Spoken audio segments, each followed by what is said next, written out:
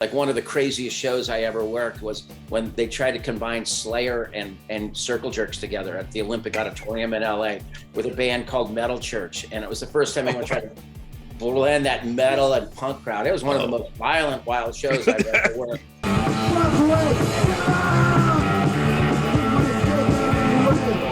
Who's throwing the ice over there? Who's throwing the ice over there? Why don't you come up here and stand up here, and I'll come down there and I'll throw ice at you. And maybe the guy that's got the firecrackers over there, I could borrow a couple of firecrackers from him and throw a couple of firecrackers at you while I'm throwing ice at you at the same time.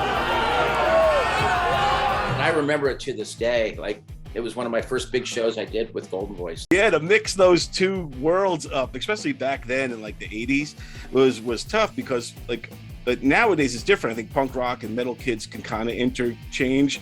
Back then it was like divided, man. I remember it was like two tribes, and there were two circle pits going, and when they collided, it was like, you know, Custer's Last Stand or whatever the kids were flying everywhere. It was a little violent that night. And, we were actually, you know, it's not really kind of gross, but we were like wiping the blood off the snake from the front of house to the stage. There was so much. It was pretty wild.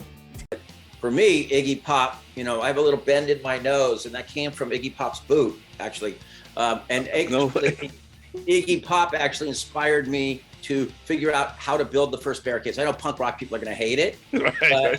In the clubs of LA and at Fender's Ballroom, we had no barricade, and there was a beam that ran down the middle of down the middle of the house, and we would put grease on it so people couldn't climb on the thing. But Iggy managed to get up there, and he was swinging across the stage, and he caught my nose with a boot one night.